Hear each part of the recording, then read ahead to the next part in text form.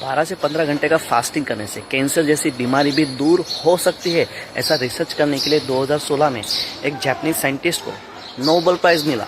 Scientist कौन था, उसने ऐसा क्या रिसर्च किया था जिसकी वजह से उसको नोबेल प्राइज़ मिला, वो भी फास्टिंग के लिए। तो ये जानने के लिए पहले आपको फास्टिंग, उपवास क्या है वो जानना पड़ेगा। पूरे दिन काम करने के बाद आदमी थक जाता है और थकान दूर करने के लिए सोता है। 7 से 8 घंटे की नींद पूरी करते हैं तो हम फ्रेश हो जाते हैं और फिर से नया काम शुरू कर सकते हैं। उसी तरह से हमारा जो मेटाबॉलिज्म है, पाचन तंत्र है, उसको भी आराम की ज़रूरत होती है। फास्टिंग करने से अपने पाचन तंत्र को आराम मिलता है और हमारा मेटाबॉलिज्म स्ट्रॉन्ग होता है। रोज़मर्रा की ज़िंदगी में जो भी हम लोग काम करते हैं, वो काम करने के लिए हमारे शरीर को एनर्जी की, शक्ति की ज़रूरत होती है। वो हमको खाना खाने से मिलती है। लेकिन जब हम फास्टिंग करते हैं तब उसको एनर्जी, शक्ति कैसे मिलती है? जब हम उपवास करते हैं, फास्टिंग करते हैं, तब हमारा शरीर अपनी शक्ति के लिए, ऊर्जा के लिए, एनर्जी के लिए अंदर की जो कोशिका है उसको तोड़ना चालू करता है, सेल।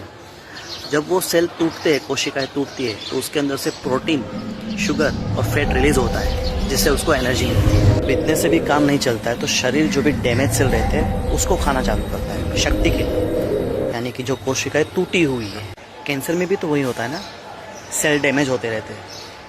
फास्टिंग की वजह से वो डैमेज सेल ख़त्म हो जाते हैं। जैसे दिवाली में हम अपने घर का कचरा साफ़ करते हैं, घर को साफ़ करते हैं, वैसे ही फास्टिंग से हमारे अंदर का कचरा, यानी कि जो डैमेज सेल है, वो समाप्त हो जाते हैं, जिसमें कैंसर के डैमेज सेल भी हो जाते हैं। मैंने फास्टिंग को आपको सरल भाषा में बताया, वही चीज़ साइंटिफिकली प्रूव करके योशिनोरी ओशुमी नाम के जापानीज साइंटिस्ट ने 2016 में नोबेल प्राइज़ विन किया। ओशुमी ने इसी स्टार्वेशन को, फास्टिंग को नाम दिया ऑटोफेगी।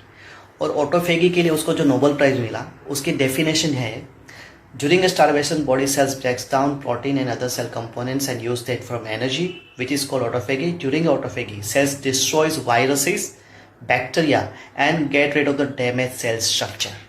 यही चीज़ मैंने आपको हिंदी में सरल भाषा में बताई। गौर करने की बात यह है, हमारे ऋषि मुनि, हमारे पूर्वज महीने में 2 बार एकादशी को उपवास करते थे। हमारे पूर्वज मूर्ख नहीं थे जो महीने में 2 बार एकादशी को फास्टिंग करते थे। उनको ये साइंस शायद पहले से पता रहेगा। आज विजया एकादशी है, आपने उपवास किया क्या? कमेंट में हाँ या ना ज़रूर बताइएगा। इसीलिए मैं कहता हूँ, हमारे शास्त्रों में जो कुछ भी दिया है उसमें कुछ ना कुछ साइंटिफिक रीज़न होगा ही। बस उसको थोड़ा तराशने की ज़रूरत है, रिसर्च करने की ज़रूरत है, डिस्कस करने की ज़रूरत है, शास्त्रार्थ करने की ज़रूरत है। जय हिंद।